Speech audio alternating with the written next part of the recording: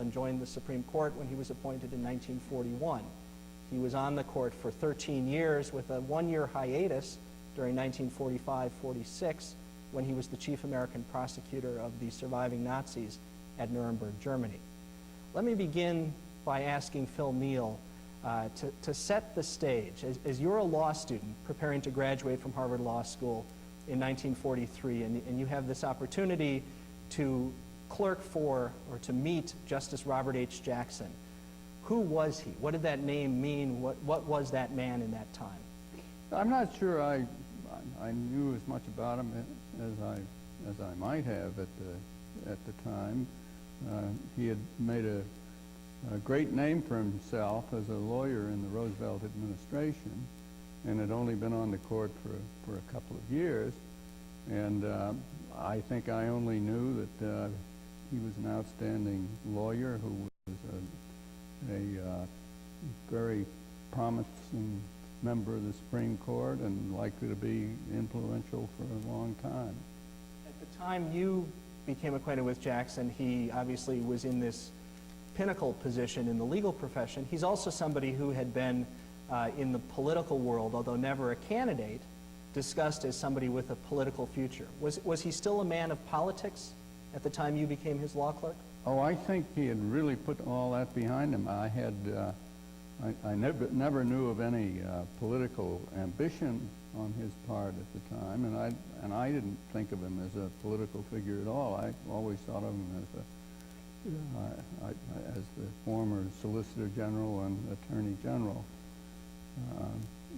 No, I don't think he was a political figure at the time. Okay, Murray, let me ask you the same question. It's 2 years later, as you're completing your studies at Harvard Law School and having the opportunity to meet and work for this man. Who was he at that point in your mind? Well, he was Phil's boss at that point. And I think I owe it to Phil to have had the opportunity to succeed him in the clerkship. Somehow my name was put before Jackson, and the next thing I knew, I was his designated law clerk. I think I'm the only one among the three of us who had the distinction of serving with him during the hiatus, as you put it, when he was at Nuremberg. I might say that Murray was my first successful recommendation of a clerk to Jackson. I only had one other recommendation, and that was William Rehnquist. So my second effort was a little more successful, not an awful lot, but had unexpected results. I see. Well, I guess the difference is that your clout with Nixon somehow was better by the 1970s. No doubt. No doubt. Jim Marsh, you're the post-Nuremberg law clerk who's with us. So Jackson had a different identity and stature at the point you come into contact with him. Describe who he was and what he meant in that time period, 1946. Well, of course, I had followed Democratic politics all my life, and I was familiar with his service in the Roosevelt administration. And I, of course, followed the Nuremberg thing. As you know, I've always told a lot of people, I managed to print the Nuremberg proceedings in the Temple Law Quarterly. That gave me a chance to go down and meet him. And we talked a lot about Roosevelt and about Nuremberg and all that. So I had a pretty good impression of Robert H. Jackson at that time. I knew a good deal about him.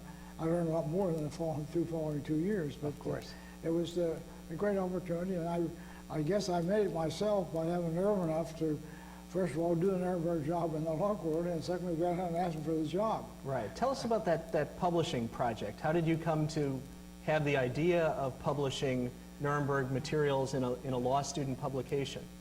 Well, I was outraged at the Nazi atrocities, killing the 6 million people just because they were Jews and all that, and the lay press was giving the trials a big play, but it didn't seem to me that legal publications were. And I think I was right. So I thought, well, why don't we do this?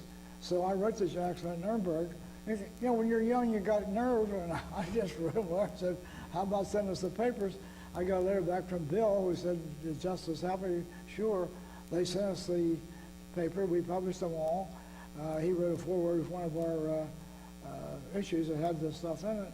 And I think Nuremberg changed him to some extent, but I just think that he was a fair guy from the beginning to end, and he balanced things. He had good judgment, and my appearance with him was really great. The Nuremberg contact was, I think, the reason, the overall reason why I got that job. He just couldn't resist anybody that had anything to do with Nuremberg. And my successor, Alan Cole, was at Nuremberg and made up his mind to become a lawyer and become a law clerk, and he came down, and there was no way that Jackson turned him down. Right. And one of these pictures out here shows the 4 countries' flags at Nuremberg. Alan Cole told me that he told Jackson one day he had a picture of these 4 flags together at Nuremberg, Right. and Jackson said to him, it can't be. The Russians would never allow their flag and ours to be on the same level at the same place. Alan Cole went back, went through the boxes of pictures, and found one, had it in a large frame, gave it to Jackson. He put it over his desk, and after he died, it was delivered back to Alan Cole with a note from Jackson. So Nuremberg was very heavy in his life at that time. Right. And At the time you made the initial contact, was it a brilliant job hunting project also, or was it strictly a legal publication project that you were taking on? I'm not sure I understand your question. Well, he came to know you, and through that project, he came to like you and then to hire you. Yeah, that's right. Was that something that you had the foresight to envision as a law student? No, I never did, because, you know, I had no college education, and I felt I don't fit in with these guys. So I thought, no, I didn't think much about it. My boss and my wife both said, look, he's from Pennsylvania, you're from Pennsylvania. He's a Roosevelt guy, you're a Roosevelt guy. He had no college, you had no college. He went to night law school, you went to night law school. There's 4 factors here. And besides that, you have the opportunity. You know, he can't reasonably turn you down for an interview. So you go down and you sell yourself. That's what I had to do, and I'm happy to say that it turned out all right. And he could have been wrong in the first year, but when he asked me to stay for the second year, it kind of built up my self-respect, so I knew. Right. There is a seal of approval there. Yeah. Phil, let me turn to you. Jim mentioned Bill, who was Justice Jackson's son, William Eldred Jackson. Tell us how you came to be a Jackson law clerk. And I mentioned Bill because obviously he was at Harvard Law School with you and with Murray. Well, it was really because of Bill that I became Jackson's clerk, I think. Bill and I were friends at Harvard Law School. I guess he was in your class. Somewhat in between. Somewhere in between. Yeah. But he and I were good friends, and sometime along the beginning of that second year of law school, or third year of law school, Bill asked me if I would be interested, and he spoke to his father, and it didn't take very long for that arrangement to be consummated. That's really how it came Did you about. actually have an interview? I did. I'm sure I did. I went down and saw Justice Jackson before he hired me. But I think in the course of that interview, he hired me and told me to take the first bar examination that I could. And Why was that so important? He told me about Arthur Kent, who had been his deputy in the Treasury Department when Jackson was chief counsel to the Treasury. And when Jackson was moved on to, I think, the civil division of the antitrust of the Justice Department, he wanted Roosevelt to appoint Arthur Kent as his successor.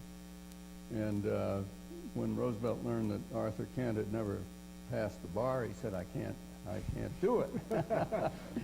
So Jackson said it was very important to get membership in the bar as soon as I could. That was the first lesson he taught me. It's a good lesson. Well, except that, of course, being a lawyer was not a qualification for being a Supreme Court justice. That's right. That's right. Or apparently being counsel in the Revenue Bureau or a law clerk. It wasn't necessary, Right. but it's a good thing to take care of. Yes. Particularly Well, while law school's we all fresh. found that, yes. Right. Now, Murray, how did you come to be a Jackson law clerk? Well, as I said, I always assumed that Phil said a good word for me. I couldn't document it. And Bill Jackson also was a classmate of ours.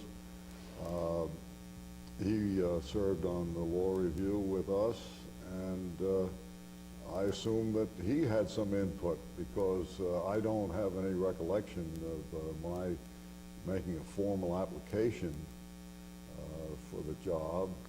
I don't have any real recollection of any interview. I'm sure I went down to Washington and was interviewed, but I don't have any recollection of it. Had either of you met Jackson as Bill's father on any visit to Harvard or any other occasion? No, I had not. No, I had not either. It sounds like sort of low-pressure interviewing, more of a get-acquainted meeting when you finally do meet him for something that he pretty much knows he wants you to do already. Is that a fair read? It's hard to say, not having any recollection of the interview. Okay.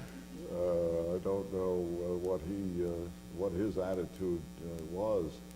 My but impression was that after I talked to him, there wasn't anything left to decide. That's probably right? so. That's probably so, Phil. Jim, what about your I've experience? always been grateful.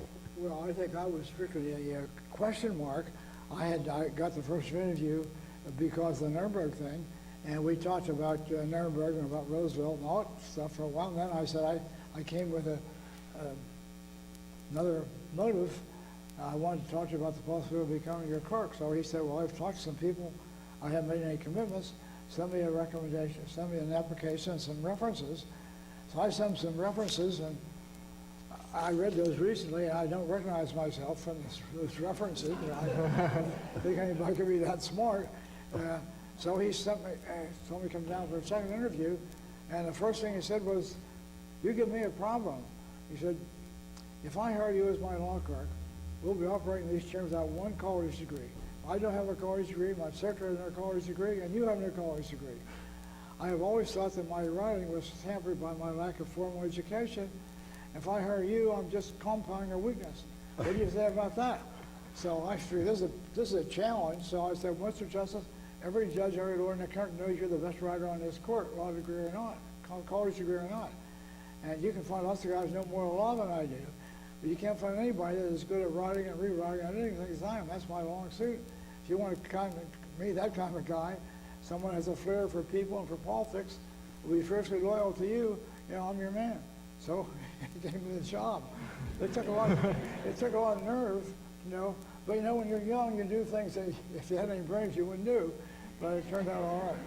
I'm curious to know, from light of what you just said, to know from my fellow clerks how much editing and rewriting of Jackson's stuff you actually did as a law clerk. I would say not very much. As you know, he did his own writing. He would put a finished draft on the clerk's desk when he thought it was ready to be circulated. If you had any comments, you would make them quickly and give them to him, which he might or might not accept. But he never expected his clerk to do his writing. He was a marvelous writer, as you know, and he did his own work. But it's interesting, isn't it, that each of us came to the job from having been editors of a law review. And I don't know about you, but I know that I had a very heavy hand in rewriting stuff when I was president of the Harvard Law Review, including getting some eminent professors down on me. But Well, I think I can share that with you. I not only edited some of their work, but I declined some of their work. Oh, yeah. Jim, similarly with your Law Quarterly? A heavy hand when you were the law editor at Well, school. you had to. You know, you got stuff that you couldn't possibly publish, and didn't make us who it was from. But from my standpoint, for writing, he always gave me his drafts of opinions, and I would comment on them. If I gave him something back at 5 o'clock at night, I went back on my desk the next morning because he had a full library out at Hickory Hill, and he worked at night, and he worked like hell with getting these things done. But he, as they all said, he does his own stuff. But he told me he tried to give one clerk, each clerk, one opinion, where he was writing for the court, so they have a chance to do that. But with The me, clerk himself would write, would draft make the first Supreme Court draft, yeah. opinion. But in my case, it was a little different. He came back from the council, from the Congress one day, and he said, "Come on in, I have a case for you." He had a case which involved whether or not tax claims got interest in bankruptcy, after bankruptcy or until the date of payment at which they were claiming. There was a conflict between the two circuits, so it came down to our court, and there were 4 votes to reverse. The Second Circuit affirmed that there is no interest beyond the date of bankruptcy. 4 to reverse, 2 to affirm, and 3, Jackson, Rutledge, and Black said affirm if possible. And he said, we're not satisfied that they remade this case. We think that's right. We're not satisfied. They've made the case either in their briefs or in their argument or even in the Second Circuit. They didn't make the. He said somebody has to go back to the beginning, the Act of 1898, and bring it up to date.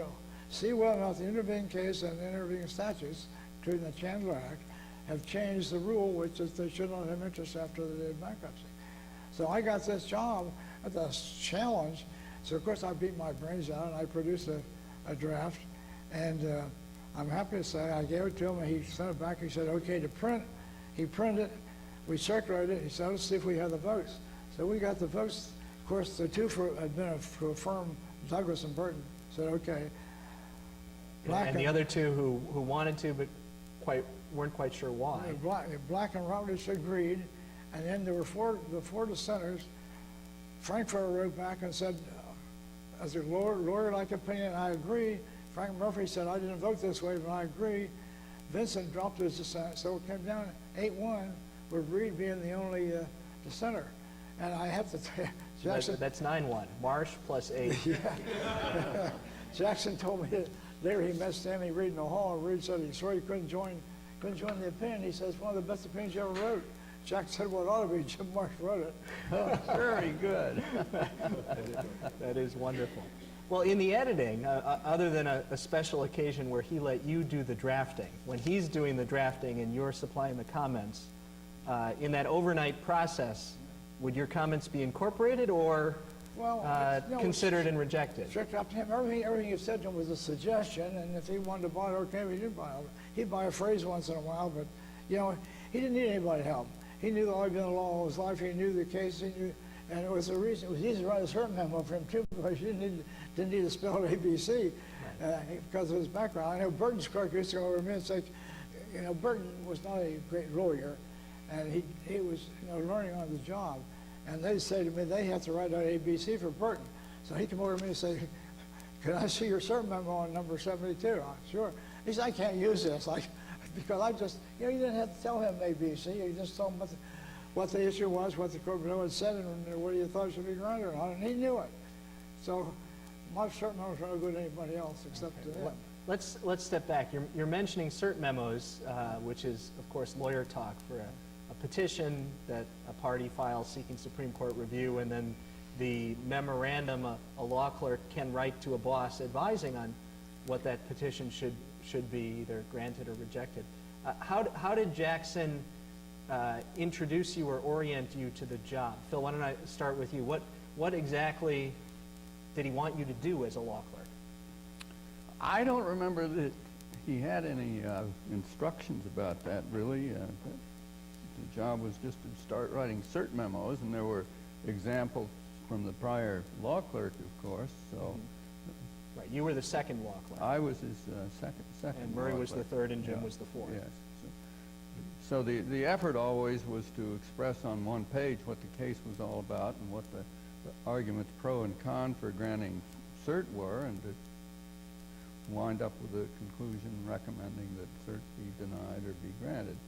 And of course, the vast majority of those petitions, pretty obvious to be disposed of, mostly denied, and a few obvious grants, and only a few would present troublesome issues. And I think it was probably Jackson's practice to mostly just look at the cert memo and decide on the basis of that. But if there were serious problems in the case, no doubt he would read the papers himself. All right. So you're performing a screening function. You're performing a screening function, and these came in at the rate of, my recollection is 20 or 25 a week. I don't know whether that was 20 or 25 every 2 weeks or every week, but it was a substantial volume of work. It was the main work that the law clerk did for Jackson during my time. I mean, we worked on opinions some, but there was no drafting of opinions except for this one case a year practice that he had, where he'd take a case that maybe he wasn't particularly interested in and let his law clerk do it. And then I think he didn't do much to it once it was done by the law clerk, especially if it was as good as Jim's work was. Right.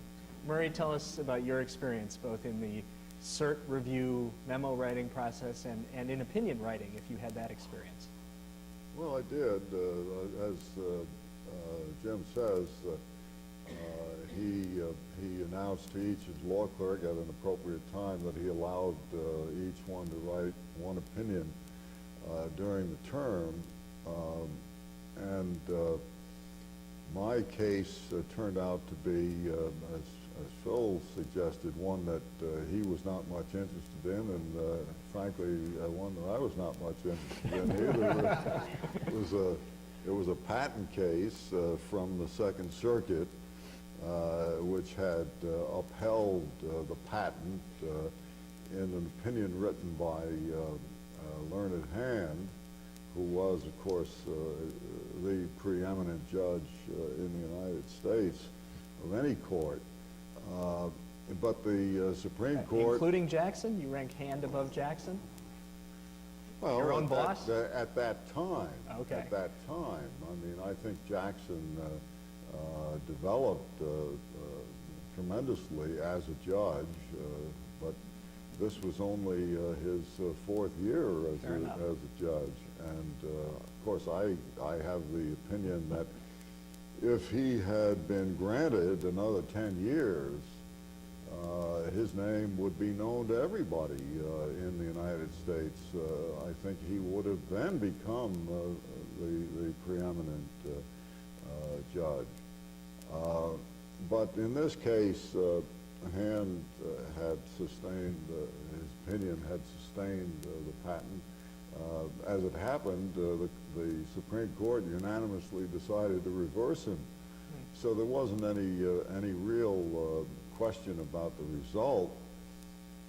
There was a question about the standard of invention. That is, how do you determine whether an application for a patent should be granted? And I had to struggle with the notion of establishing a standard because, strangely enough, if you reviewed all the cases, they were very imprecise and not very helpful. I'm not sure that my opinion turned out to be any more helpful. Had to use words like substantial contribution to the state of the art, but it was an effort that I enjoyed, and of course, as Jim says, it was printed practically word for word as the opinion of the court. I did have a subsequent experience in that term when Justice Black had circulated an opinion for the majority in a case called Hunt against Crumbach, which simply outraged me. I thought it was a terrible decision and a terrible result, and I expressed my views to Jackson. he said, well, if you feel that strongly about it, why don't you write the dissent? Because he was on he had voted in dissent. And I may have absorbed some of his own sense of humor by that time, because what I said to him was, well, you've forgotten that I've already written my one opinion. And, That's right. One clerk, one opinion. yes. Oh, he said, that's all right, go ahead and do it anyhow. And I did. Murray, in addition to that opinion, were there other opportunities where you got to write, or was it one opinion during your clerkship also? No, sometime after that, Justice Black circulated a majority opinion in a case called Hunt against Crumbach. And I was simply outraged at the opinion and the result. It was a case in which a union claimed the right to put a company out of business. In other words, they simply wouldn't negotiate, although the company was willing to agree to any contract that they proposed. The union had decided that it would not do business with this company because during a strike, one of the union officials had been killed, and one of the partners of the firm was accused of the murder. He was tried on that charge and acquitted, but the union was not satisfied, and they decided that they would simply not do business with this firm. And Black's opinion supported that outcome, said that the union was completely exempt from the application of the antitrust laws, regardless of what their purpose was in pursuing collective activity. As I say, I was outraged, and I expressed my feelings to Jackson, who said to me, well, if you feel that strongly about it, why don't you write the dissent? He had been one of those voting against the majority. And I must have, by that time, have absorbed some of Jackson's sense of humor, because I said to him, you must forget that I just wrote an opinion, and you told me that was the only opinion that one law clerk could write during a term. He said, well, don't worry about that, just go ahead and do the dissent. So I did, and it was circulated. And shortly before the final conference to decide on whether the case would go down or not, I got a phone call from Justice Reed's law clerk, Byron Cabot, who congratulated me. He said, your dissent has persuaded my judge, and he has now switched his vote so that your opinion will be the majority opinion. And of course that pleased me a great deal, but I didn't have much time to revel in it. The next morning, on the day of the conference, he called me again and he said, I'm sorry to tell you that my judge has changed his mind again. And so your dissent is still a dissent. And that's the way the case came down. But that incident, I think, was typical of what was true during most of his tenure on the court, or at least during the time that I'm aware of, that Justice Reed had a tendency to switch from side to side. It was a very unreliable, someone once referred to him as a weak Reed. But I think it became much more significant in another case during that term, which is much better known than the Hunt case, and that is Jewel Ridge Company against the United Mine Workers. In that case, again, it was a 5-4 division, and this time Jackson was on the majority with Reed. The opinion writing was assigned to him To Justice Reed.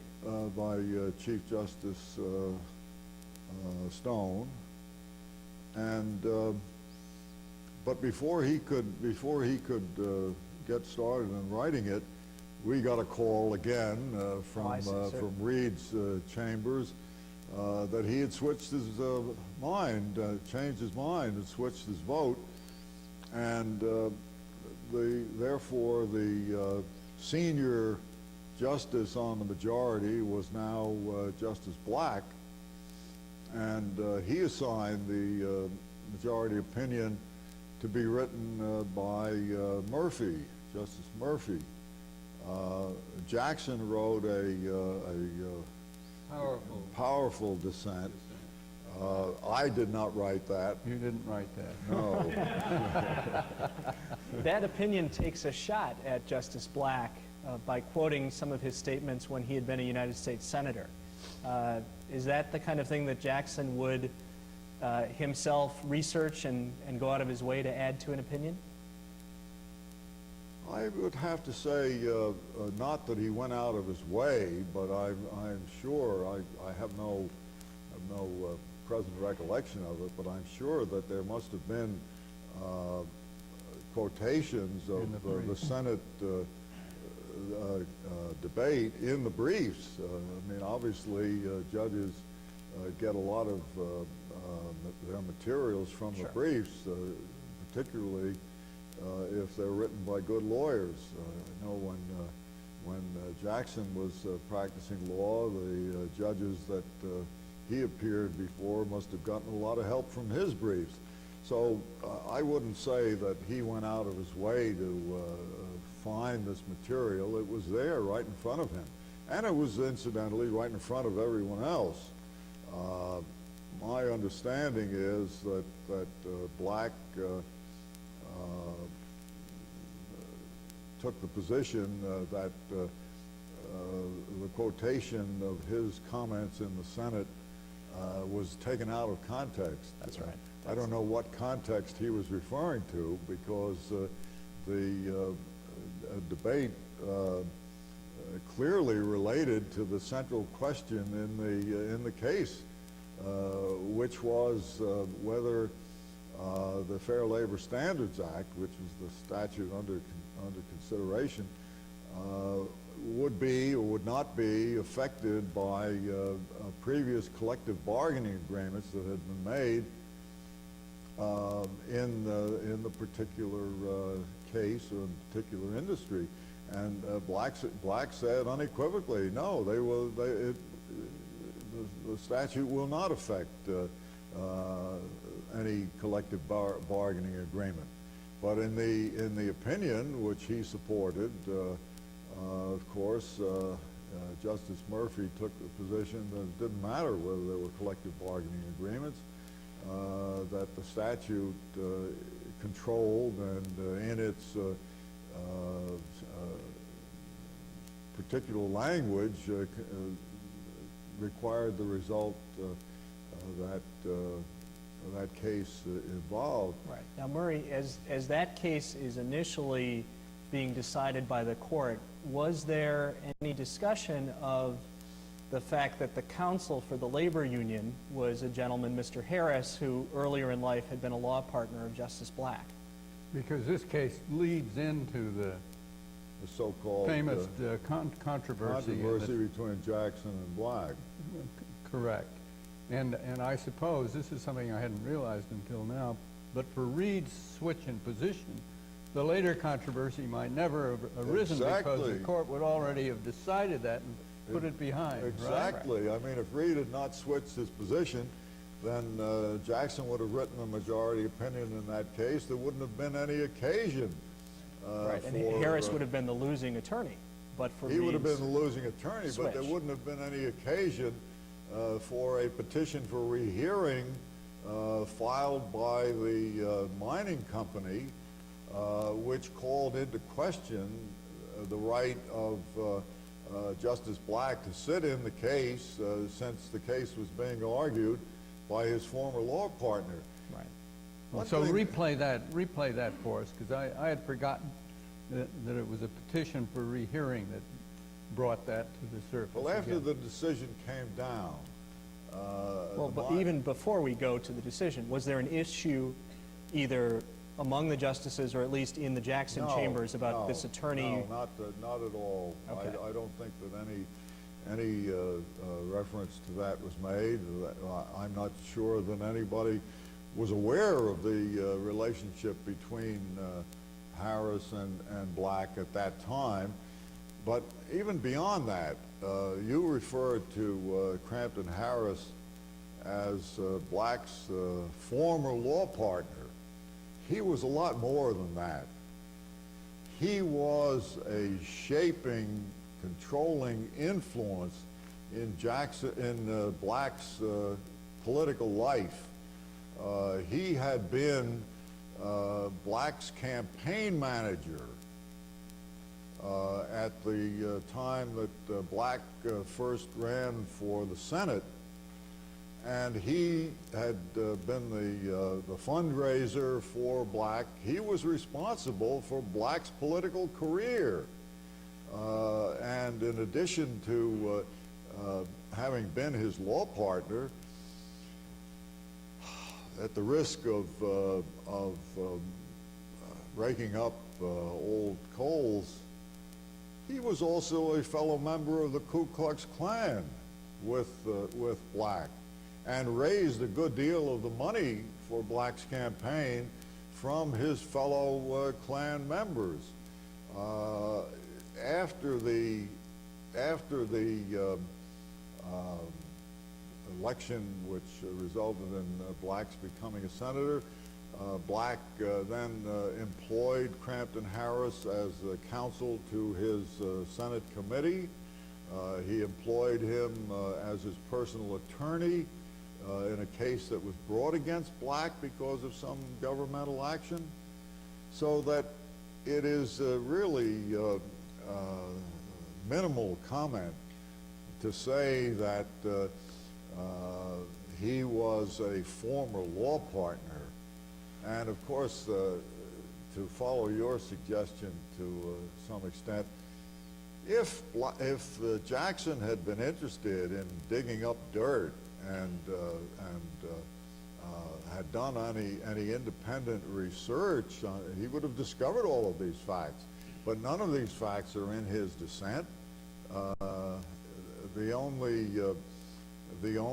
reference are the references to what would have been in the briefs, and I'm afraid that the people who filed the brief on rehearing were not fully aware of Crampton Harris's relationship with Black either. Right. Well, from your perspective as a law clerk, we're now in May of 1945.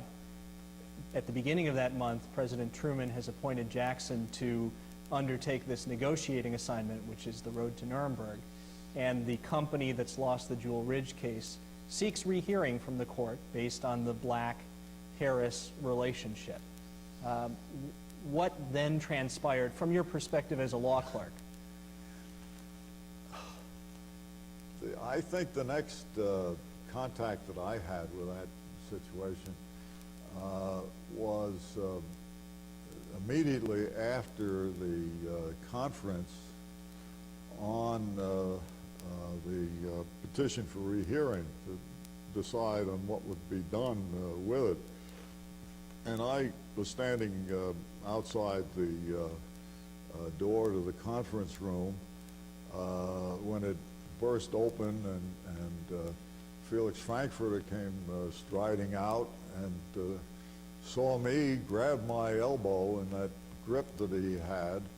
I can still feel the pain of it, and said, "You wouldn't believe what went on there.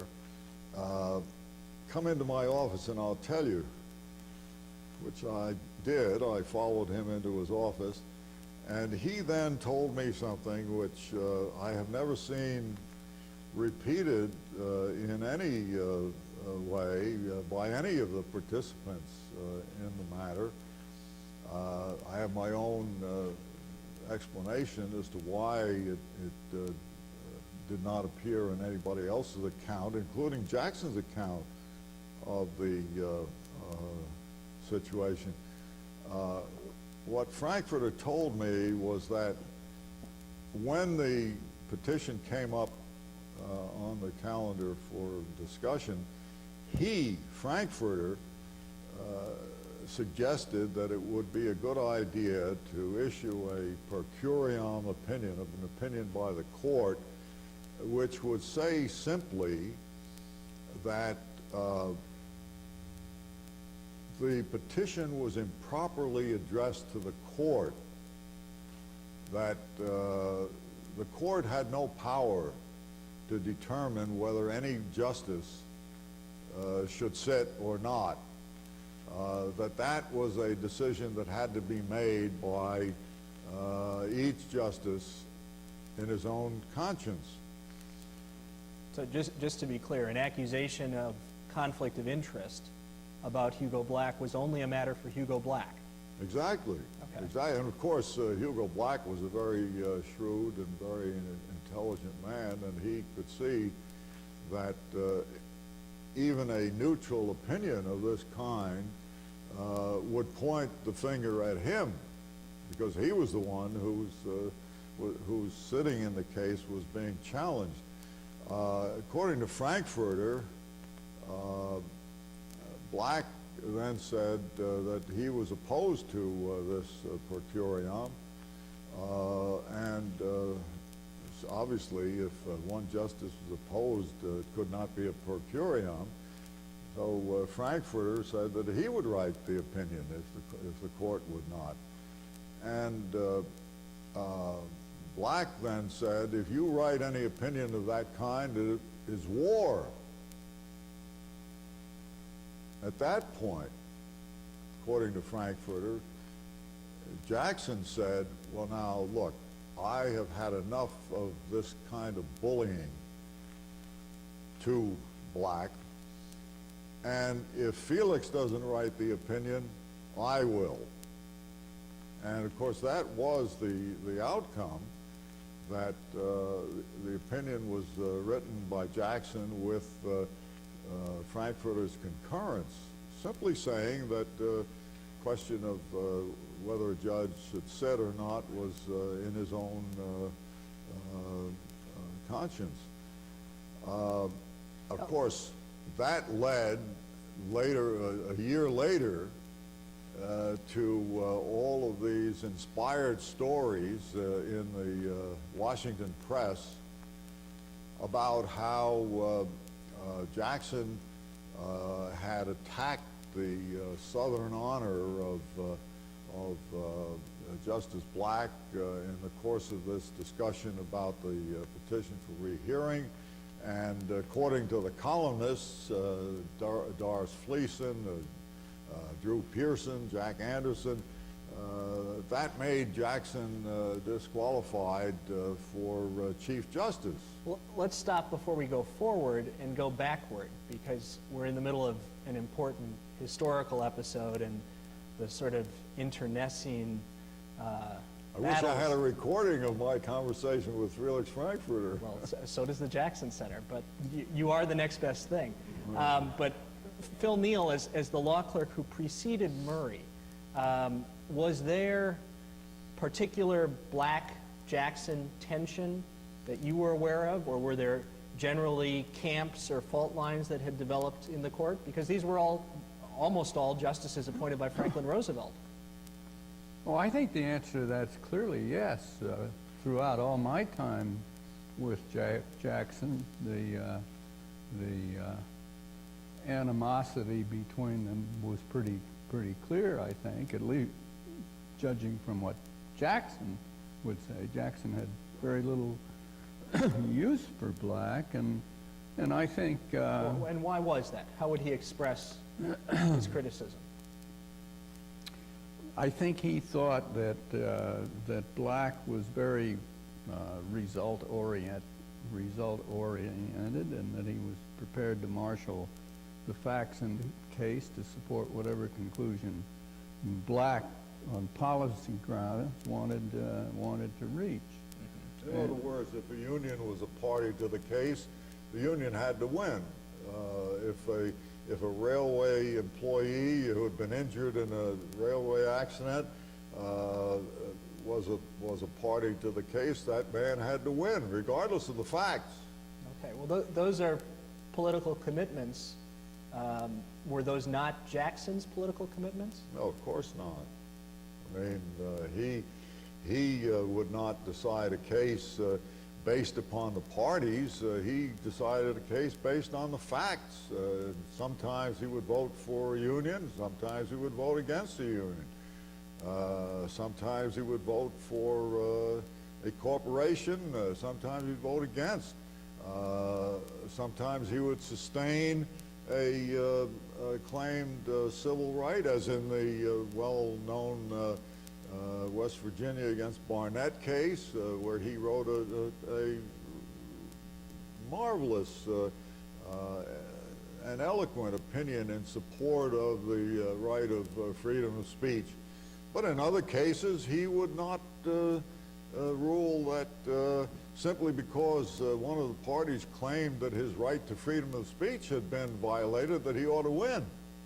Was this a beef that was particular to Justice Black, Phil, or was it something more general? As well, Jackson? I think Jackson and Frankfurter shared these views very much, and I suspect Roberts also. Right. But it also applied to Justice Douglas, yes. and certainly to Justice Murphy, who held himself out in his opinions as a great champion of civil liberties, that any time anybody raised any claim of civil liberty, he had Murphy's vote. And of course that was not Jackson's idea of a judge. A judge must take the facts of the case presented to him and decide what the law is or should be based on those facts, not on the nature or the character of the party who was advancing the argument. Well, when I was there, we called them the Four Horsemen: Black, Douglas, Rutledge, and Murphy. And every union was right, and every criminal defendant was right, every corporation was wrong, and Reed was in the middle. Because you had Vincent, Burton, Jackson, Frankfurt over here, these other four over here. Here's Pearl Stanley Reed sitting there in the middle, and he went this way and he went that way. Sometimes he went that way, and both ways in the same case, as Murray has already pointed out. And Jackson said, you know, Stanley Reed will stand in front of the mirror once a week and say, by God, I am a liberal. So. Now let me add one more question, and then we will pick up in 1946. Can any of you, and let's just go chronologically by your clerkships, shed light on the question of whether Franklin Roosevelt had promised Robert Jackson that he would make him Chief Justice of the United States? I have no light to shed on that. No, I have no light at all. Okay, Jim? He told me that. Jackson told you that? Yeah, he was going to name him Chief Justice at the first opportunity. But when Hughes retired, it was pretty clear, in view of the court fight that had just gone on, that the smart thing Roosevelt did was to elevate Stone, and he and Jackson talked about it, and they agreed that he'd have to do that and give Jackson to be the Associate Justice. And right. Stone, who had been appointed to the court by a Republican president. Yeah, sure. And was but, a Republican. Yeah, but the point is that in that atmosphere that day, for him to reach down and take a guy who wasn't even on the court at all, make him Chief Justice over these other guys, would have been a bad mistake. And they agreed, and so Jackson, Mason's life of Stone corroborates this. Jackson was given the job of going to Stone and saying, you're going to be made the Chief Justice, and I'm going to be joining there. So, and I'll tell you, later on, I asked him if he kind of felt defrauded, the Chief Justice, he said, no, I'm satisfied, because he said, here I can write the way I want to and do more other things, but he said, I could not lead this court. And his idea of leading the court was Chief Justice Hughes, and he really led the court. He couldn't lead a court that had 4 guys against him in every case to start with. Right. So he was not that unhappy, and he was also a bit bored with the court, and he also had a lot of speeches to write and things to do. But he definitely had been problems with Chief Justiceship, and I think he would like to have had it, except that I could not lead this court. Right. Now, that's in the later 1940s. Let's jump back to the mid-1940s. Virtually, at the time your clerkship began, Murray, Franklin Roosevelt died in April of 1945. Yes. And weeks later, President Truman sends Jackson to Nuremberg. And while he is at Nuremberg, Chief Justice Stone drops dead. Let's pick up the story there. We're now 9 months after the first round of the Jewel Ridge fight. Yeah, how did it revive? Well, of course, there was a good deal of speculation in the Washington papers as to who would be appointed to succeed Stone. And a number of columnists and others said that Jackson had the lead position in the race. But then a couple of columns appeared which referred to the proceedings in the conference on the petition for rehearing in the Jewel Ridge case. I'm not sure whether it was in Doris Fleeson's column or in Jack Anderson or Drew Pearson's, but they all wrote essentially the same thing, saying that, or creating this story about how Jackson had attacked blacks' honor by writing this concurring opinion denying the petition for rehearing, and that President Truman, being a Southerner also, was very sensitive to the notion of Southern honor, and then the stories began to appear that Douglas and Black had met with the president and told him that they would resign from the court if he appointed Jackson as Chief Justice. Now, as this is all happening, you're in Washington reading the papers. Jackson Yeah. is in Nuremberg. Yes. Did you have a sense that a political game was taking out your boss and he wasn't there to fight for himself? I wish I had had the maturity at that young age to have the sense of the political infighting and backbiting that is a daily fare in Washington. But I'm afraid that as a recent law school graduate, I was still with one foot in the ivory tower and didn't really understand the process that was going on. And so, but apparently there were others such as Frank Shea, who was a great friend of Jackson's and had worked with him in the Justice Department, who sent him copies of these columns and offered to lead a campaign to have him appointed Chief Justice. My understanding is that Jackson told him not to do anything, that he had never applied for a job in his life, and he never intended to, that every job that he had ever held and every client that he had ever had come to him, and that he was available to perform service, but that he never went to seek a job. now, what happens next maybe bumps up against that, because President Truman appoints Fred Vinson to be the Chief Justice. And then Jackson publicly transmits a telegram that airs out some of the Jewel Ridge controversy and his criticisms of Justice Black. Did you have any forewarning that the telegram was coming? I thought you were going to ask me if I wrote it. We've already established he wrote his own stuff. I was not in Nuremberg.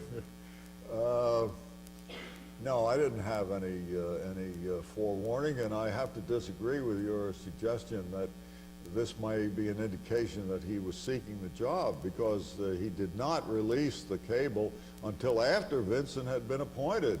There was no possible personal gain for him in releasing this, but he did feel very much offended by these attacks that had been sponsored in the Washington press by someone who obviously had been in the conference on the petition for rehearing, because otherwise how could anyone report about a purported exchange with respect to writing the opinion and this is war and all that. Obviously, the secrets of the conference had already been breached, and obviously by one or more of the justices, because no one sits in those conferences except the 9 justices, and they have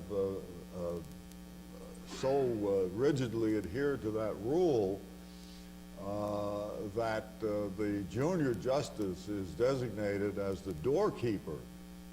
So that if there's a knock at the door, the junior justice has to answer it. They don't have a clerk or a messenger or anyone else in the conference to do those functions. Well, let me turn to Jim for the last piece of this episode, because you are the clerk in the aftermath of the Vinson appointment, the Jackson telegram, the so-called Black Jackson controversy. Did Justice Jackson reflect on all of this, and what did he say to you about it?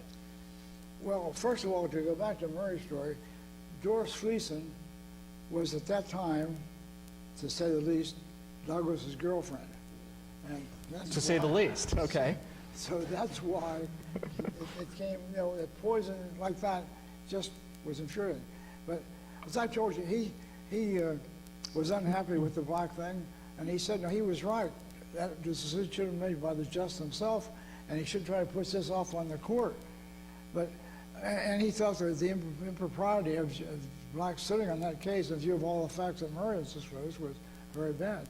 But the outcome, when he sent his message to Truman, he said, you know, my great and good friend Fred Vinson is going to make a good Chief Justice and all that. And I think after his original outrage at losing the job which he thought had been entitled to, and then seeing how it was done, I think they're figuring out, what the hell, I'm going to be back and I'll go on the court for a while if I want to. He might not even go back for more than a little while because he was fed up with it.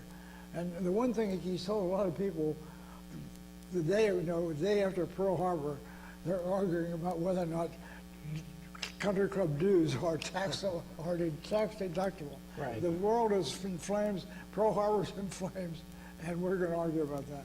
So, Marion Cricket Club against... is that right? That's right. Just down the road, I think, from where Jim lives, outside of Philadelphia. Yeah. But no, I think finally he came to the conclusion. I said he didn't really feel defrauded. He didn't feel that it would have been a good move because he couldn't lead that court. And he was so close to Chief Justice Hughes, and he thought Hughes was the way a Chief Justice ought to be. And everybody knew Hughes ran the court.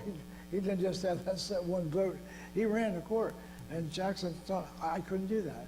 And so he couldn't follow Hughes, so we got to worry about it. Well, just to follow up on that observation, I was wondering when Murray earlier said if Jackson had been on the court 10 years more, his influence on history would have been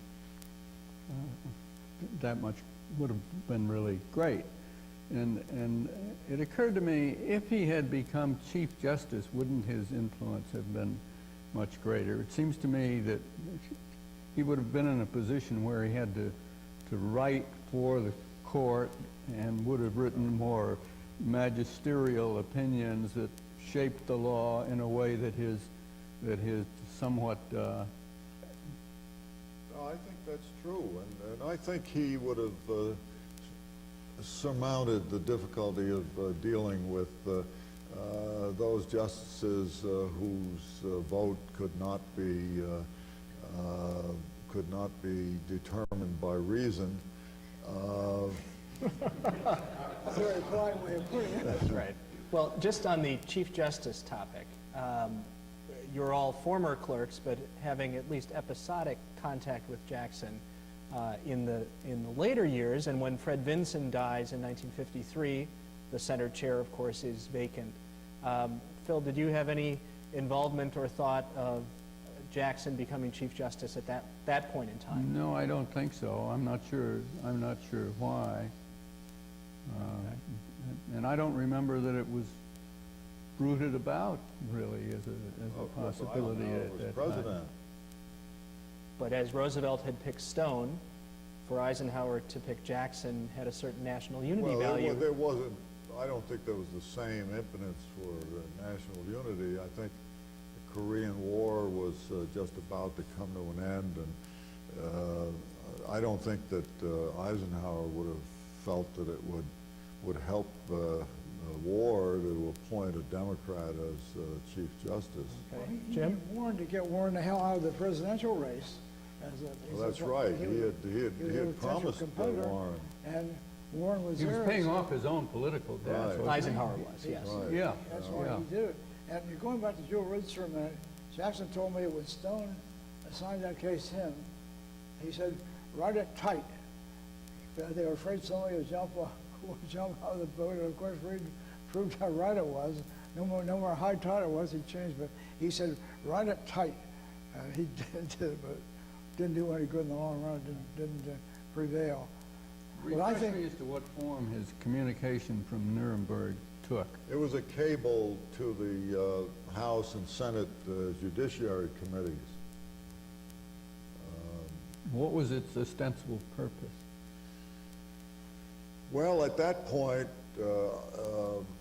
I think that, according to Jackson, the purpose was to clear the air in the court and to make it possible for Fred Vinson to lead the court by bringing out into the open any animosities that existed. I believe it was in that cable that Jackson said that if he is attacked, he prefers the weapons of the open warrior to those of the stealthy assassin. And I think his purpose was simply to dissipate all of these rumors and inspired stories that had appeared in the Washington press about his having a personal feud with Black. He wanted to make it clear that any disagreement he had with Black was over principle of the application of law and had nothing to do with Black's personality or political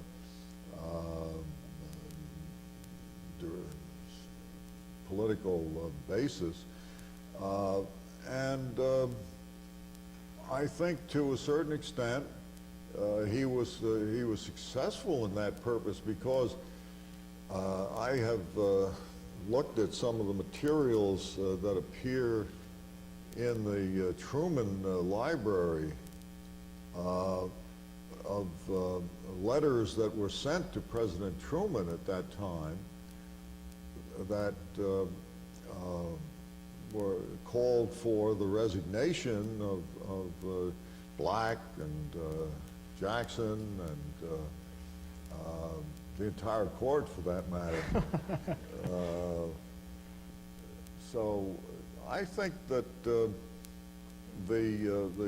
cables did at least put out in the open the reasons behind Jackson's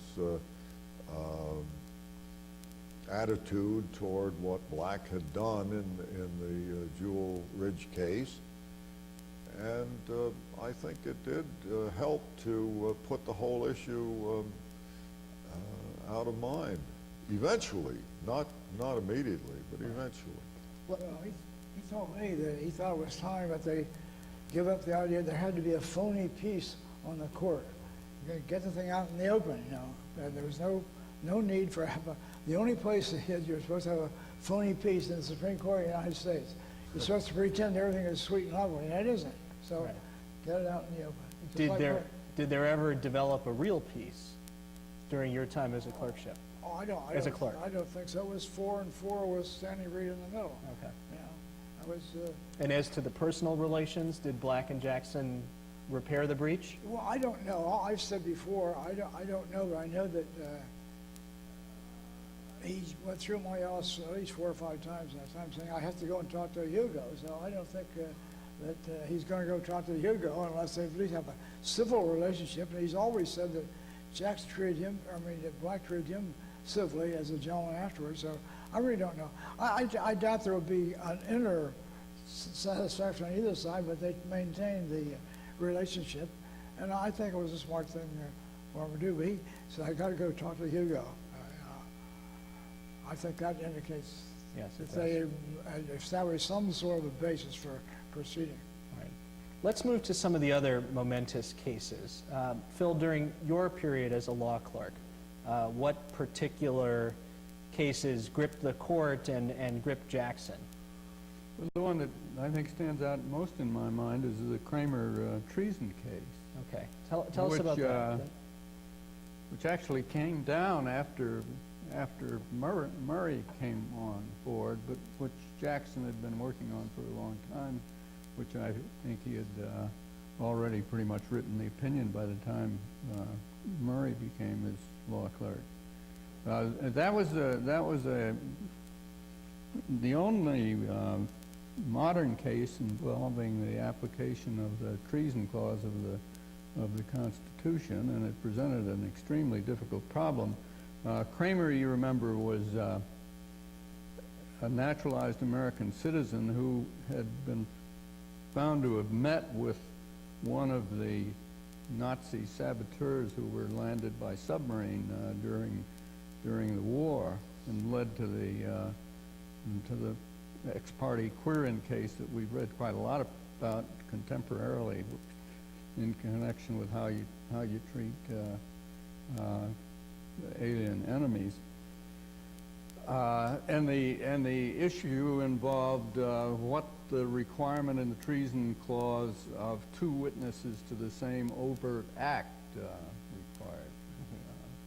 So the issue was really whether these witnesses had only seen Kramer talking to the German saboteur, but didn't have any evidence as to what he had said. So in itself, it could be seen as an innocent act.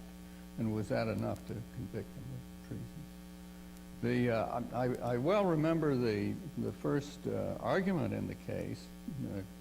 Kramer was represented by Harold Medina, a distinguished New York lawyer who later became an important member of the Second Circuit. And Smile at your second choice of adjective. Which one? An important member of the... Well, he was a very influential judge on the Second Circuit. Murray, explain why the smile. Oh, I think he was somewhat overzealous as a judge. Well, that may be. I can't say that I never followed Medina's opinions all that closely, but I think that was the impression that most lawyers had of Harold Medina. well, it certainly was borne out by his advocacy as an advocate, because he almost persuaded the Supreme Court to throw out Kramer's conviction on the grounds some evidence had been improperly admitted, which would have been quite a remarkable thing. And the result of that was that the court ordered re-argument of the case in the next term, and invited the Solicitor General to file an additional brief on the meaning of the overt act requirement, which led to a wonderful historical study by Willard Hurst of the University of Wisconsin, which was filed as part of the brief. So Jackson devoted a great deal of time and attention Which to... incidentally was published in the Harvard Law Review. Was it? Yes, By you? I believe so. Yeah.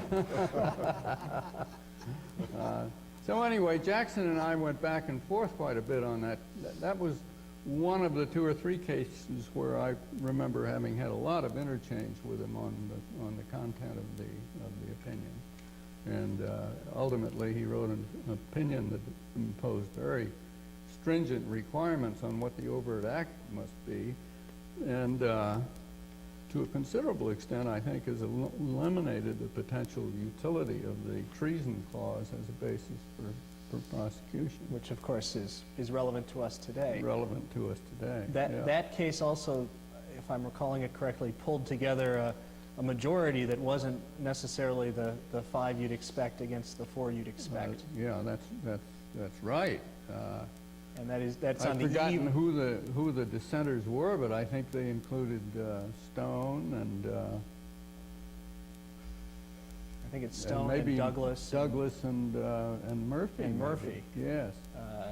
Which is an odd grouping. And, Yes. and Black, I think, is with Jackson in that majority, which is just a few weeks before Joe Yes. Ridge. No, that's correct. I think that's correct. What about the Korematsu case, Phil? The Japanese-American internment came to the court during your time as a law clerk, and there were a series of Yes. decisions. How did Jackson wrestle with that issue? Well, Jackson wrote one of his most famous and by many people most admired opinions in that case, because it's a very eloquent opinion, saying that this Japanese American should not have been prosecuted for violating these were the orders of General DeWitt who was in charge of the West Coast during World War II, and had, with the authority of Congress and of an executive order, he had issued sweeping orders, first of a curfew for all Japanese Americans on the Pacific Coast, and shortly followed by orders for their deportation, really, to camps outside of California, and of course it presented very starkly the issue of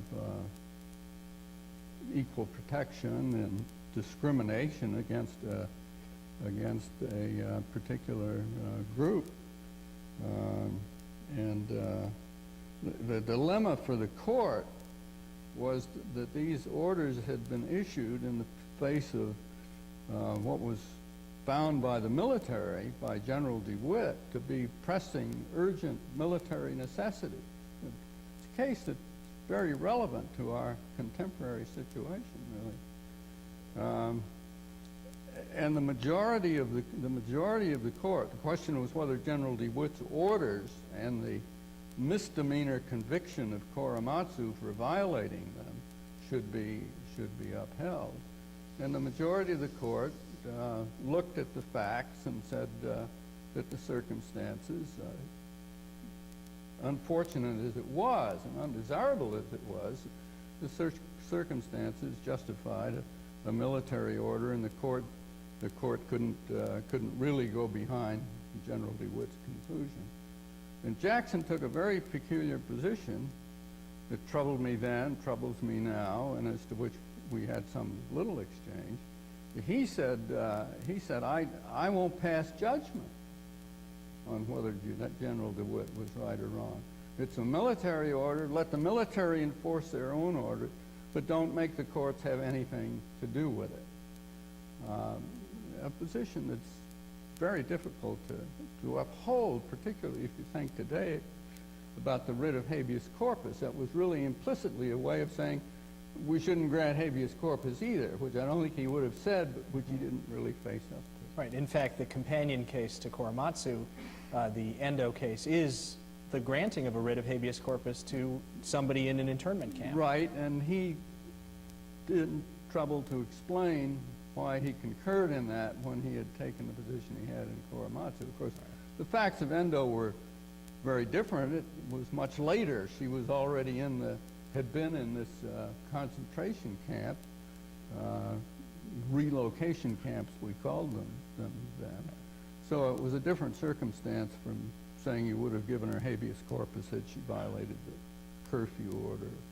One aspect of Jackson's opinion that's striking is his focus on General DeWitt as the government actor, rather than President Roosevelt, who issued the executive order that empowered General DeWitt to issue his military orders. Was Korematsu particularly hard because his president, Franklin Roosevelt, was really the actor at issue? I don't think that made it, I never had the sense that that made it hard for him or that he was focusing on DeWitt. Maybe the other Roosevelt appointees who supported it were somewhat influenced by that. I always thought that might be true. The majority opinion was written by Justice Black. Right. Of course, he was also Roosevelt's first appointee to the Supreme Court. I think the whole lineup in that case and the positions that the justices took is instructive on the question of who is the real civil libertarian, who are the people on the court who are really concerned with basic fundamental rights. In that Korematsu case, Black didn't have any difficulty in saying, well, it's too bad that an American citizen has to suffer under these military orders, but after all, war imposes difficulties on everyone. There weren't any other American citizens who were kept in concentration camps except people of Japanese descent. So that, to my mind, it's something of a question as to whether Black had a serious commitment to civil liberties when it ran counter to his own views of how the military ought to behave. On the other hand, Jackson was a true civil libertarian in that case.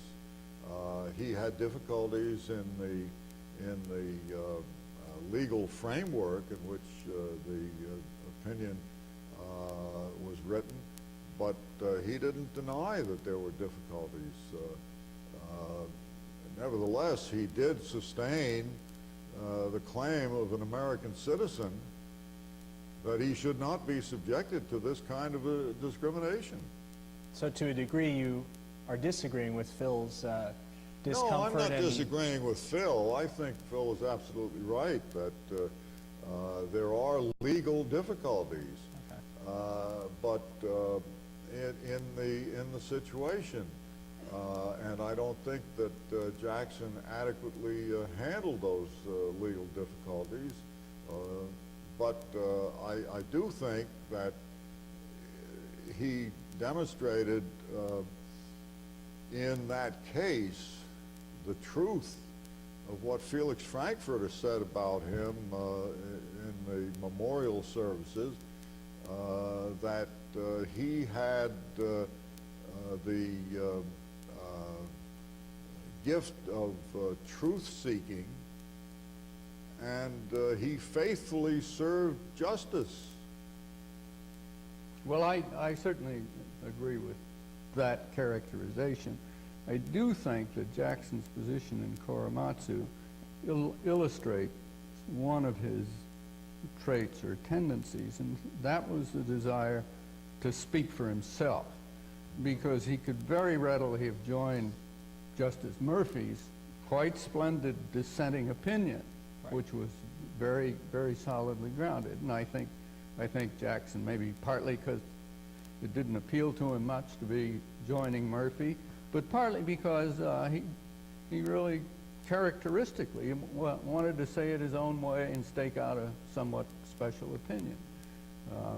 which has a bearing, I think, on the question of what his ultimate influence has been and will be, which is something I'd like to hear Yes, now, some other views on. before I do pose that question, let me ask Jim, as the post-Nuremberg law clerk, what the significant case or cases were as you look back on that time, and if you connect it to a thesis that some have advanced that Nuremberg changed Robert Jackson, that he was a different justice back on the court than he had been before that experience. Well, I don't know about the different part, but I know that the Nuremberg experience and his delving into the Nazi record and how they got into power and so on convinced him that there had to be a better balance between so-called liberty and order. And a power like the Nazi organization, the first thing they do is to control the police and control the streets, and other people's rights go to hell. So I think maybe that just emphasizes he had a great belief in the right of the individual to be yourself, think what you want to, say what you want to, and all that. And it was in Korematsu, one of the other cases, he said that guilt was personal, not inheritable, and it should not be transferred like that. So I don't. We didn't have any real great worth-shaking cases in the term I was there, except Shelley B. Kramer, which he didn't sit in. Well, But there were Shelley's an interesting case to mention. The issue there is racially restrictive Right. covenants. racially restricted covenants, And Jackson discovers in the course of that case coming to the court that his own property had such a covenant. he and Reed and Routledge all discovered the same thing. So they sat out, and so I have set off, and Frank Allen wrote a beautiful opinion for Vincent on that, and he referred to these cases of what seemed to be over here, and for these cases that seemed to be over here. And the people in the courtroom that day were wondering, how's this damn thing going to come out? And I swear to this day that Vincent was of that same mind. He's reading this thing, and I don't think I think Waiting he's to find wondering out how it will come out. Which way did it come out? And well, no, Vincent was no lawyer. He was a great guy and a great organizer. But in that case, I've told somebody before, Frank Allen wrote for Vincent. Frank and I were very close friends, and since Jackson was out sitting out, Frank would send me his drafts of opinions, and I would comment on them. And he had a sentence which he was very proud of, which said, equal protection of the law does not emerge from the indiscriminate imposition of inequalities. There have been arguments that whites get discriminated against too. So I said to Frank, I didn't like that word emerge. I think you mean equal protection law does not result from, so he put a result in. About a week after the king came down, Arthur Kroc, who was the New York Times chief correspondent at that time, said this is a very significant opinion. And there's one sentence here which reflects Fred Vincent's political, social, and economic beliefs. I don't think Fred Vincent knew the thing was in there. Well, but, Vincent, Allen, and Marsh, yeah, you know, what's the difference? It's just unbelievable. I think he had a tremendous belief in the worth of the individual, and he looked at a lot of things that way. And there were a lot of case he said that, and you know, it's a question of who is a liberal, and that was an ongoing debate all along. Some of these guys that, you know, the New Deal statutes were all remedial and they pushed things pretty far, but back in Douglas and Murphy Rowan put them way over here, way past where we had 2 or 3 federal FLSA cases. Right, where the Fair Labor Standards Fair Act. Labor Standards Act, where they pushed it beyond the law, and Congress later, and he wrote the devastating opinions. He wrote one devastating opinion I'll never forget.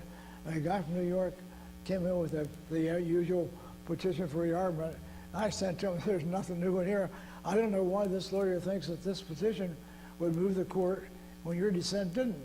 He wrote back, he says, my boy, with some lawyers, it's not a case of moving the court, it's a question of moving the fee.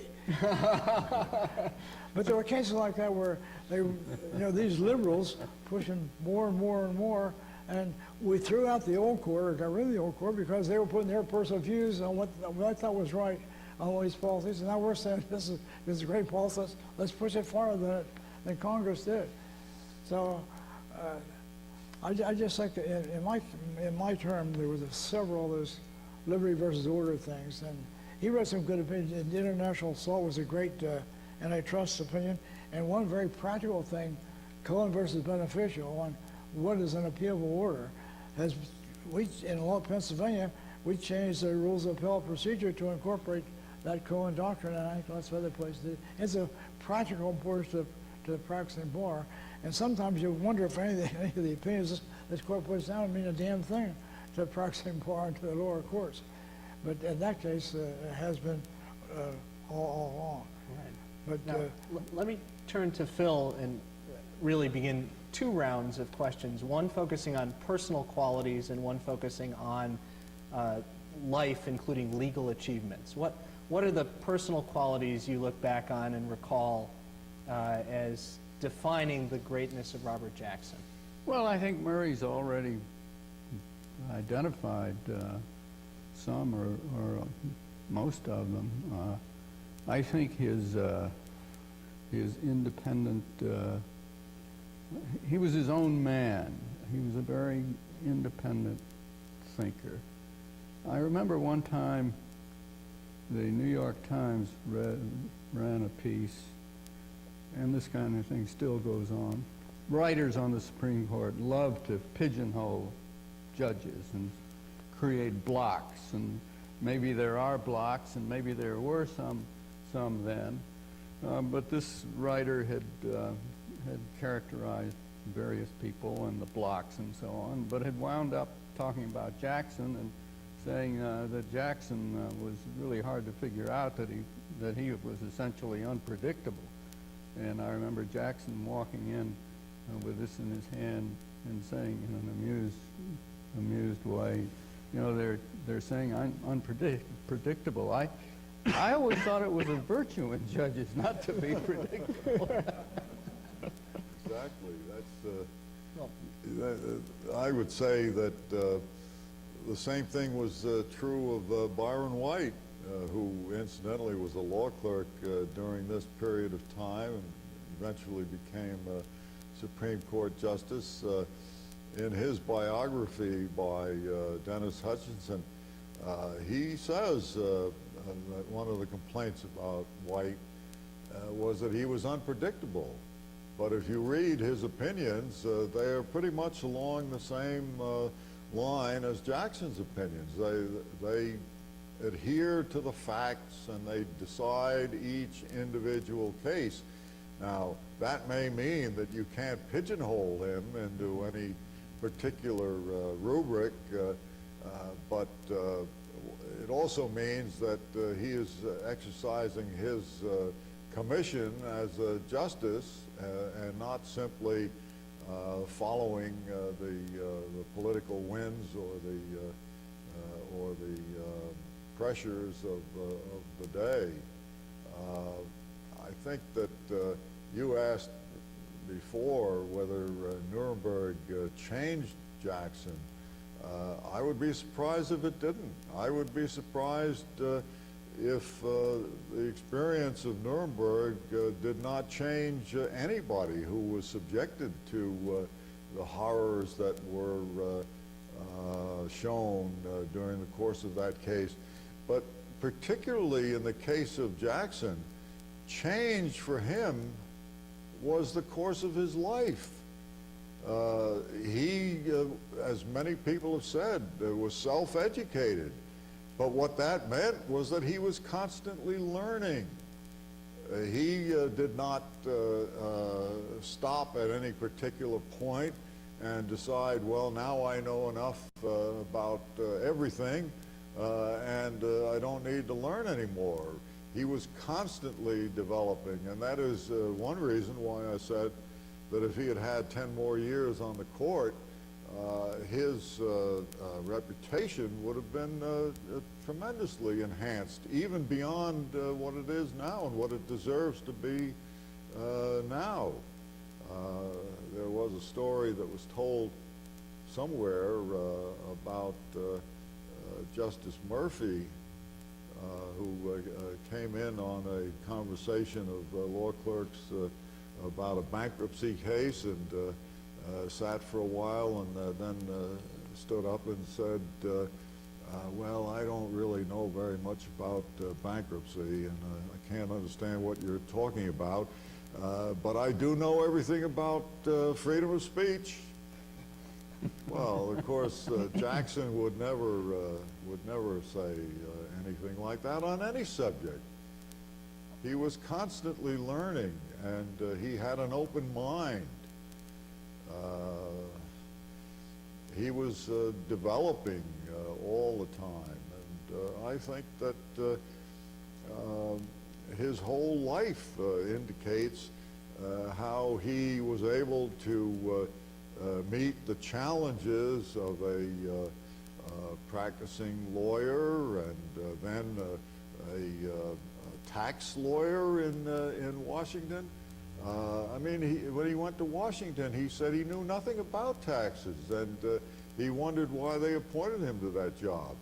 But before he was finished, he had successfully prosecuted Andrew Mellon for tax evasion. And he knew a great deal about tax law. And then when he was a justice of the Supreme Court, he wrote a landmark case on tax law. He went on to become Assistant Attorney General in charge of the Antitrust Division. He learned a lot about antitrust laws, and it was a part of the second presidential campaign of Roosevelt. But he made speeches about the harm that was caused by antitrust violations, and had recommendations as to how some of the difficulties could be solved. He then, of course, went on to be Solicitor General, and that I think he always said was his favorite job in the government, because he was the advocate for the government before the Supreme Court. There's a nice story about him as Solicitor General that, among other things, illustrates a little bit his feeling about black, because he took such pleasure in this story.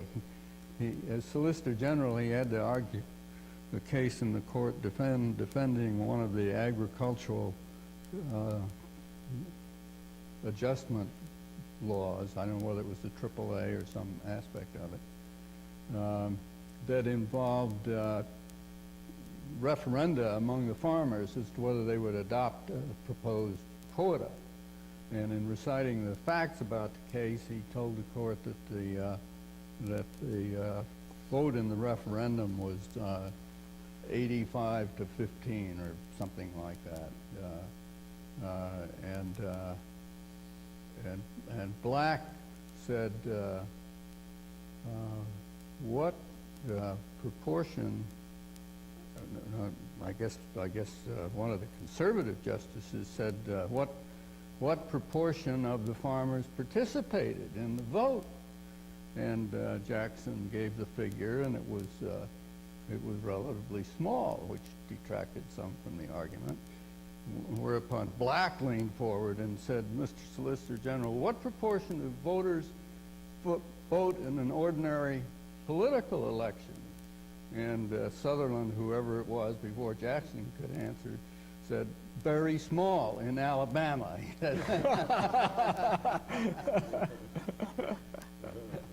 Jackson took great delight in that. But I think another of his qualities that it ties in with what Murray has been saying, but I think a quality that had its impact on anybody who was exposed to him, which reinforced whatever we already brought to it, was his intellectual honesty. I think more than many justices, and certainly more than some of the ones we're talking about, his opinions were honest opinions, and that was a value that he cherished very much. Jim, what do you think of as particular personal qualities or characteristics of his judging that made him Well, great? his judging, I think what Phil says is just right. He was totally intellectually honest. He was scrupulously stick to the record and to the law, and he was going to follow the law. There were very few cases where you're going to make law, but he was wanted to be totally honest, and he did have some underlying beliefs, which I think maybe influenced his approach. But he was totally honest, and he, as Murray has said, he's always said to me, keep an open mind. Things change. Anybody that says, I believe this today, 15 years later, it's the same thing, they may be totally wrong. And he wrote in some case where they had pointed out that as Attorney General, he had written one thing, and this thing in the court was going to go another way. He said, I invoke all the reasons for justifying a change of position. And then he said, I do not see why I should be constantly wrong today because I was unconsciously wrong yesterday. And if you can pigeonhole a guy and say he's going to vote the same way all the time, like as we call them, the four horsemen, I don't think that reflects the judicial approach to anything. And I don't think he was totally straightforward, and he just wrote. He wrote the way he wrote everything tight. And I think in fairness or in candor, it must be said he wasn't always opposed to changing the law. I think that the tax case you refer to was probably the Dobson case, wasn't it? The Dobson case was a case in which Jackson wrote an opinion that greatly restricted the scope of review of the tax court. My predecessor, John Costello, was Right. He sadly is no longer with us, or we'd sadly love no to have longer him. with us, told me as I came on the court, I think, came to the job, that Jackson had asked him during the preceding summer to write a memorandum about what the scope of review of tax court decisions was, and that he had written this lengthy memorandum which concluded the scope of review of the tax court was the same as that of any other lower court that whose decisions could be appealed to the Supreme Court.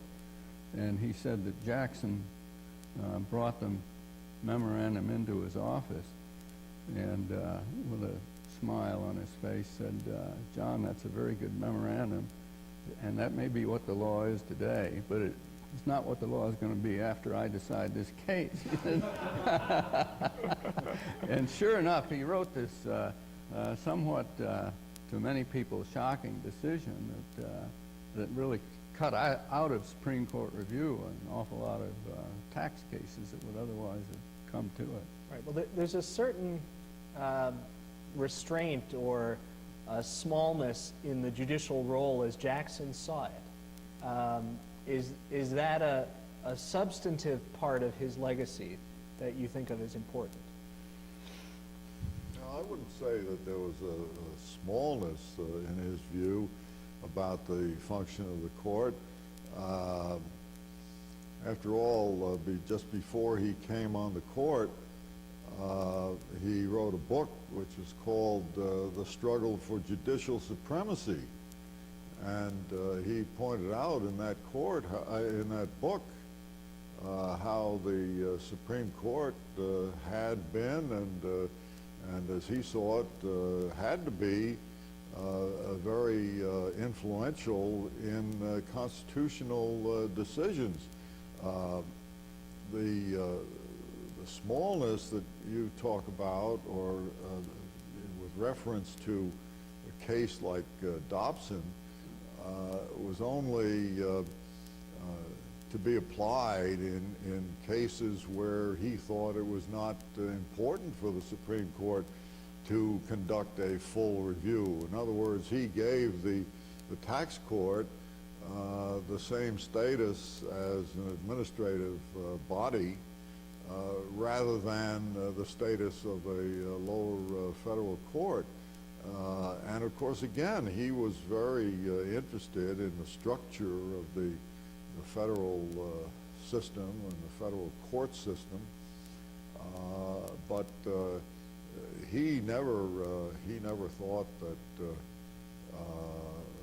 the influence of the court in national matters should be small. On the contrary, he believed that that it was part of their commission to decide constitutional questions. There was no one else to decide it. And if the Supreme Court abdicated that responsibility, how would these matters get resolved?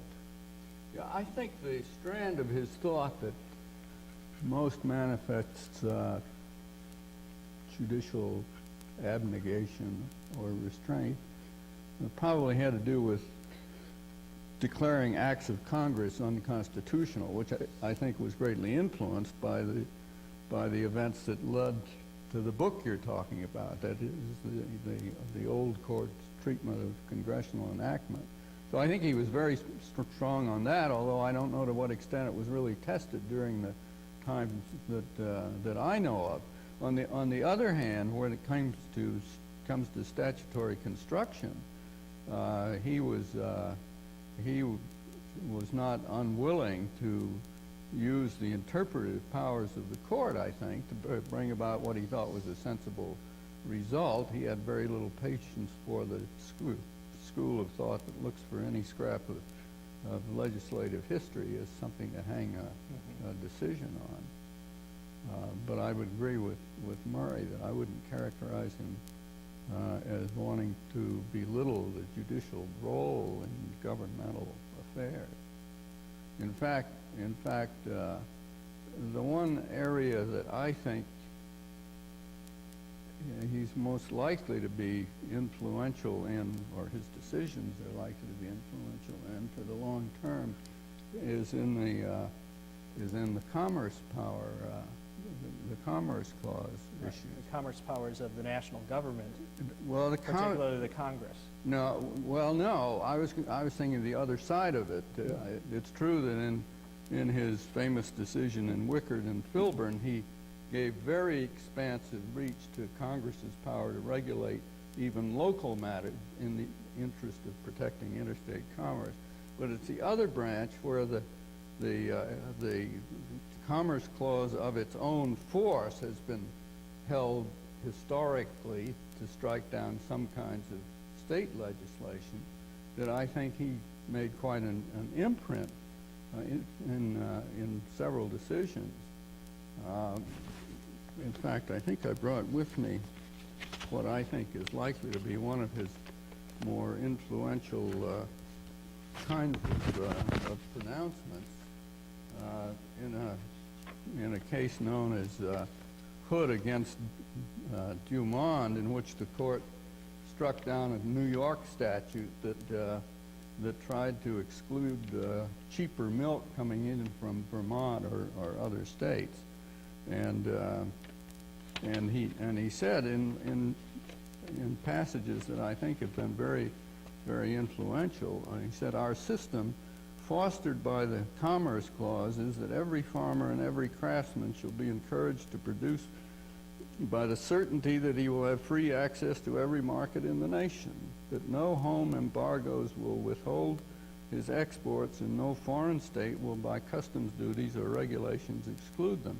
Likewise, every consumer may look to the free competition from every producing area in the nation to protect him from exploitation by any." And he referred to the court's influence in interpreting what he called this great silence in the Constitution as giving effect to these views about the national economy. I think he's been very influential, and I'm not sure that the court is adhering to that as much as it might, but I think that's been a very influential strand in his thought. I was there when Dumont came down, and Phil's right. But one of his beliefs was that one reason why the Articles of Confederation didn't work and why they didn't have a constitution and a Commerce Clause was that the states and localities are battling, and you really didn't have a nation on a business standpoint. You had to have something that would say, there'll be a national rule, and the states cannot go around screwing around with interstate commerce.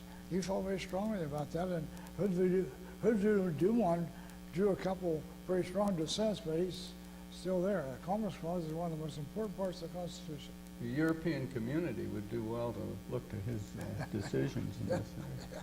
As you draw it all together, the personal qualities, the jurisprudence, the different positions, and the biography that is Robert H. Jackson, how do you view his legacy, his importance looking forward as a totality is what? Well, I think the Nuremberg thing is likely to be his most lasting and remembered contribution, and to a degree it overshadows these other things, but I think they're very important and will be influential in the future. In fact, I think there will be many justices in the future, if they're properly educated, as I hope they will be, who will take Robert Jackson as their model and try to emulate them. There are one or two that I can think of that I think have tried to do that, not all that successfully, but I think that will be part of his influence. Murray, what do you see as the legacy of Robert H. Jackson? Well, I tend to think that his work on the Supreme Court will probably have as much influence as anything. I'm not sure about the impact of Nuremberg. I personally would love to see his vision of the purpose of Nuremberg carried out, because, of course, he was very much in favor of applying the rule of reason and the rule of law to international affairs. And I would very much like to see that happen, but 50 years have gone by now, and there isn't too much evidence of that happening. We are now on the brink of possible nuclear warfare, which is something that would have been and was anathema to Robert Jackson. I mean, basically, he was interested in international peace achieved through the rule of law. And I'm afraid that as of now, not too much progress has been made in that direction. I would hope that this Robert Jackson Center will have as one of its main purposes the promulgation and advancement of the idea of world peace. That is certainly the most significant objective that anybody could have. But while that is happening, I think we need to pay attention also to his Supreme Court decisions and derive the wisdom that is in them. Jim, how do you assess the legacy of your boss? Well, I agree with both Phil and Murray. Of course, I have trouble dividing my personal relationship from my appraisal of his work, because we were very close and he was great to me and my family. But I think that human nature being as it is, and what we see around the world, you wonder how much Nuremberg is going to really survive as governing anything. It's a very wonderful thing that we did, and the concept of aggressive law being outlawed is great. But when you look around the world today, you just wonder how much of this is going to come true. As far as the court goes, I think the idea that first of all he got there, and his lawyer-like approach and his real impassioned belief in the value of the individual, and technically the Commerce Clause and the antitrust laws, I think are going to be very, very great. And you see him quoted more today, I think, than almost just on that court in the last 50 years. So I think I have considerable influence in all those areas, but it's very discouraging to look at the situation, world situation today, and you think went through all this Nuremberg thing, and you see all these pictures, all the horrors that they created, and his insistence that there be a trial. You know, there were a lot of legal, so-called lawmen that didn't think there should be a trial. They said, after all, they didn't give anybody else a trial. Why should give them a trial? He said, we'll have a trial to make a record and show they're not being punished for losing the war, but for starting it and for all these atrocities they committed. I think that's very important. But when you look around the world today, as I said before, you just wonder if human nature is able to absorb and act on these principles. I hope so. Right. And I hope this, as Murray says, I hope this center will have some influence in getting these thoughts more generally considered and hopefully agreed to. I think in his writings and in his remarks, Jackson certainly did take the long view in assessing his own ideas and his contribution. And so maybe in a sense, as we sit here in 2002 in the Jackson Center, we're a step or two further down the road that he opened up for us. But even he would recognize on all of these issues, it's a long road and a project that continues. On behalf of the Robert Jackson Center, I would thank Phil Neal, Murray Gartner, and James Marsh, former law clerks to Justice Robert H. Jackson, for this wonderful discussion of their former boss, the Supreme Court Justice. Thank you for the opportunity. Thank you. We join in that. We certainly do.